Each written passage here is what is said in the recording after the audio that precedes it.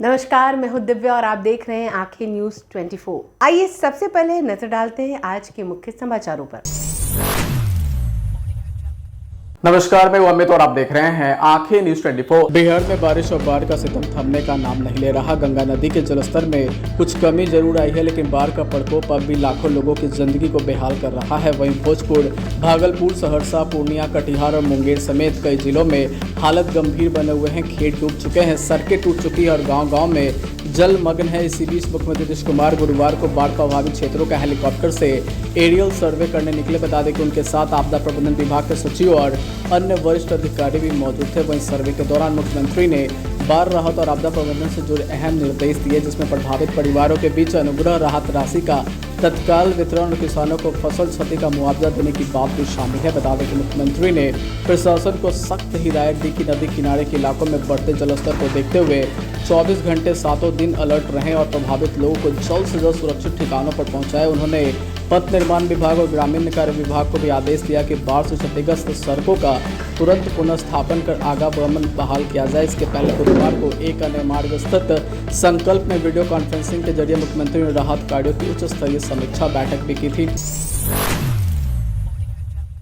नमस्कार, मैं अमित और आप देख रहे हैं आंखें न्यूज 24। बिहार की मतदाता सूची से काटे गए 65 लाख वोटरों के नाम को वेबसाइट पर सार्वजनिक करने का आदेश दिया है, जिस पर नेता प्रतिपक्ष तेजस्वी यादव ने कहा कि आज लोकतंत्र की जीत हुई और सुप्रीम कोर्ट ने जो आदेश दिया है हम उन्हीं बातों को लगातार उठाते रहे हैं। कोर्ट ने 3 बड़े आदेश दिए हैं। वहीं आगे उन्होंने कहा कि सुप्रीम कोर्ट ने कहा कि सभी जिन लोगों के नाम काटे गए हैं उनके नाम वेबसाइट पर जारी करें और काटे क्यों है इसका कारण भी बताया। उन्होंने कहा कि आधार कार्ड को भी जोड़ने का निर्देश दिया गया है कि हमारी पुरानी मांग थी। जिन्होंने कहा कि चुनाव आयोग को भी निर्देश दिया गया कि आप इस पूरे मामले को लेकर किस तरीके से प्रचार करें और जागरूकता फैलाई, हम भी यही कह रहे थे। वहीं सुप्रीम कोर्ट के द्वारा दिए गए तीनों निर्णय ऐतिहासिक है, प्रजातंत्र की जीत है और कहीं ना कहीं हम लोगों का पूरी तरीके से सुप्रीम कोर्ट पर पहले भी भरोसा रहा, आगे भी रहेगा और आज सुप्रीम कोर्ट ने लोकतंत्र को जिंदा रखा है।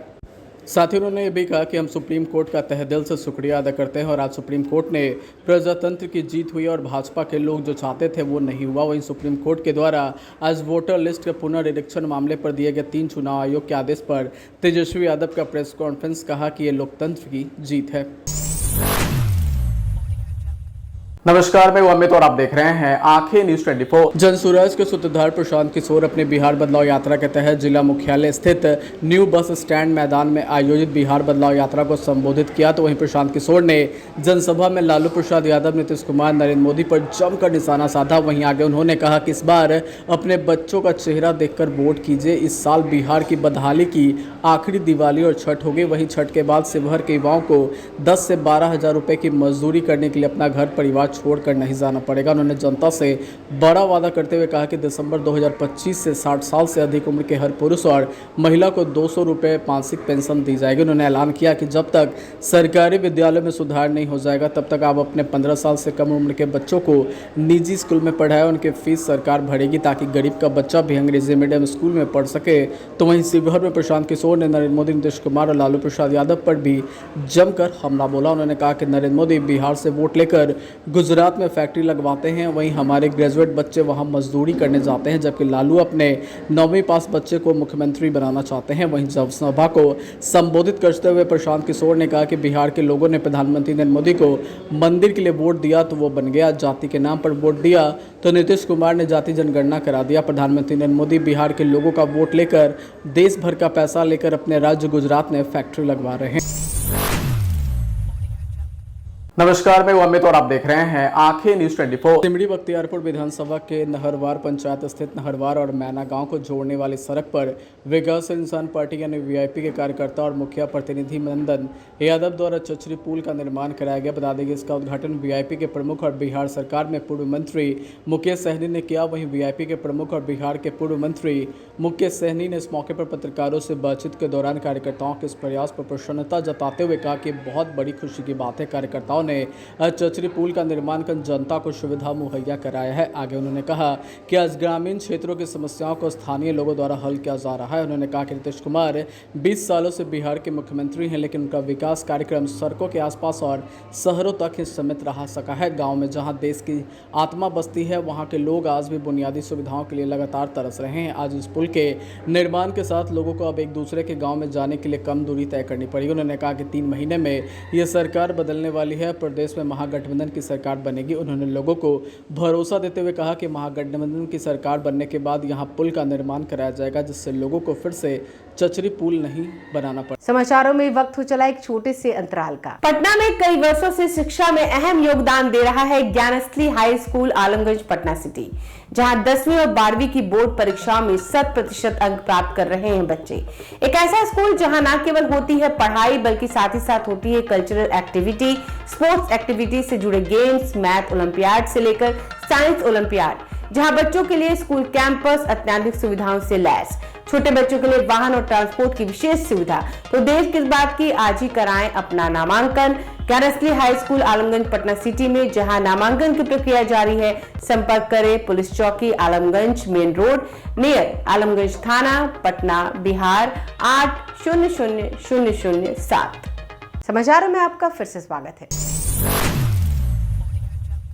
नमस्कार, मैं अमित और आप देख रहे हैं आंखें न्यूज 24। देश के कई हिस्सों में मानसून ने जोर पकड़ लिया है, तो वहीं दिल्ली एनसीआर में सुबह से ही बादलों ने आसमान को घेर लिया और तेज बारिश ने मौसम का मिजाज बदल दिया। वहीं बिहार में बाढ़ ने तबाही मचाई हुई है, जहां गंगा के किनारे बसे गांव पानी में डूब गए हैं। तो वहीं उत्तराखंड में भारी बारिश का रेड अलर्ट है, तो हिमाचल में बादल फटने से कई नदियां उफान पर है। बता दें कि उत्तर प्रदेश में भी बारिश ने जनजीवन को पूरी तरह से अस्त व्यस्त कर दिया है, जहाँ कई जिले जलभराव और बाढ़ की चपेट में है। तो वहीं दिल्ली एनसीआर में घने बादलों ने आसमान को ढक लिया। आलम यह था कि सुबह सुबह राष्ट्रीय राजधानी में घना अंधेरा छा गया। बता दें कि मौसम विभाग का कहना है कि आज दिन भर हल्की से मध्यम बारिश हो सकती है, जिससे तापमान 24 डिग्री सेल्सियस से 34 डिग्री सेल्सियस के बीच रहेगा। वहीं नमी का स्तर करीब 68 से 85% तक रहेगा और हवा की रफ्तार 5 से 13 किलोमीटर प्रति घंटे हो सकती है। वहीं गरज चमक के साथ बौछारें पड़ने की भी संभावना जताई गई है। बिहार में मौसमी बारिश की वजह से बाढ़ आ गया है। बता दें कि गंगा नदी के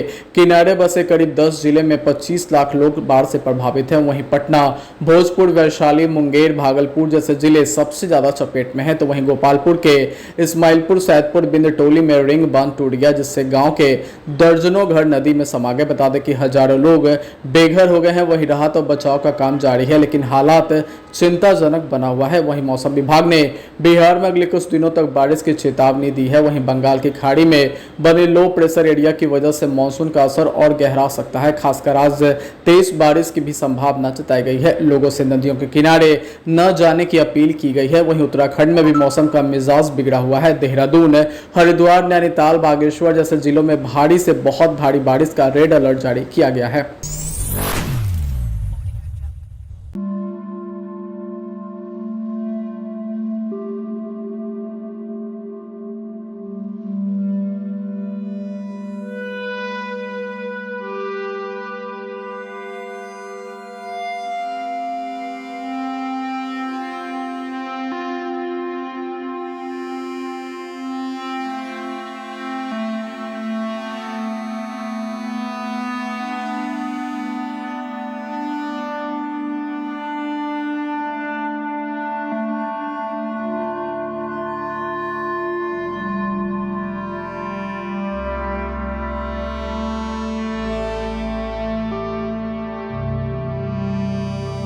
नमस्कार, मैं अमित और आप देख रहे हैं आंखें न्यूज 24। श्री कृष्ण जन्माष्टमी को लेकर बाजारों में काफी उत्साह देखा जा रहा है। भक्त लड्डू गोपाल का स्वागत करने की पूरी तैयारी में जुट गए हैं। वहीं शहर के विभिन्न बाजारों में श्री कृष्ण जन्माष्टमी से संबंधित चीजों की खरीदारी करते लोगों को देखा जा सकता है। दुकानदारों ने भी भगवान श्री कृष्ण की पोशाक, पालना, झूलन, बांसुरी व छोटे छोटे कपड़े और मूर्तियां दुकानों में आकर्षक ढंग से सजाई है। तो वहीं इसकी वजह से राजधानी पटना के कदम कुआं, चोड़ी मार्केट, ठाकुरगंज हजरतगंज, ठाकुरबाड़ी, बोर्डिंग केनाल रोड, कंकरबाग, चिड़ियाटर, बेली रोड, कुर्जी सहित विभिन्न बाजारों में रौनक देखने को मिल रही है। वहीं दुकानों पर लकड़ी व तार वाले डिजाइनर झूले व रंग बिरंगे मोतियों व शीशे से झूले की सबसे अधिक मांग है। वहीं बाजारों में भगवान श्री कृष्ण की पोशाक, नंद गोपाल, पूजा सामग्री आदि खरीदने वालों का तांता लगा हुआ है। जहां एक और श्री कृष्ण के जन्म को लेकर घरों में तैयारियां शुरू हो चुकी है, तो वहीं जिनके घरों में छोटे बच्चे और बच्चियां हैं उनके लिए भी राधा कृष्ण की ड्रेस की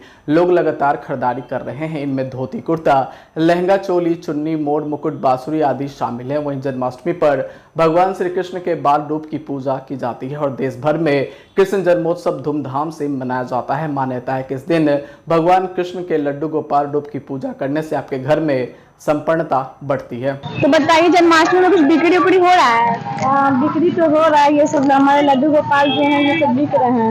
150 का ही हमारे लड्डू गोपाल हैं। तो और जैसे बारिश पड़ा है बिहार में, 1-2 दिन जैसे बारिश ही हो रहा था, तो उसमें कुछ तकलीफ हुआ होगा? तो ये वो टेंशन हो गया था, कितना सारा सामान लाए कैसे बिकेगा, लेकिन भगवान अब ऐन वक्त अच्छे कर दिए हैं, एकदम मौसम धूपा किया हुआ है। उस वजह से थोड़ा हम लोग को खुशी हुआ कि अब हम लोग का सामान बिकेगा, अब निकलेगा हम लोग का। तो पिछले साल ज्यादा मार्केटिंग हुआ था कि इस बार तो अभी कल या परसों पता चलेगा, क्योंकि अभी 2 दिन है ना ये बेचने का समय। पिछले बार भी हुआ था लेकिन उतना कोई खास नहीं हुआ था। अब इस बार का देखते हैं कि इस बार का मार्केटिंग कैसा रहता है। तो यहाँ पे सामान का रेट क्या है? कौन सी चीज का बताइए? ये कान्हा जी हो गए 300 का है ये कान्हा जी, और ये 100 रुपया का है हमारे लड्डू गोपाल। और ये देखिए कपड़ा 50 रुपया का है, ये 150 का है। देखिए ये जो मुकुट है ये 50 रुपया का है। हाँ, और ये 150 का है, 150 का। देखिए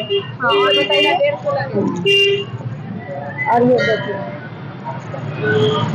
ये झूला हमारे देखिए 300 का हो गया। ये न्यू है। और ये सब माला वाला जैसे लगाई हुई है, उन सब का प्राइस कितना हो गया? ये सब का है 40 रुपया, जिसका 50 रुपया, ये 30 रुपया, ये 80 रुपया का है। और ये बच्चा के पहनाने वाला है, ये 150 का है।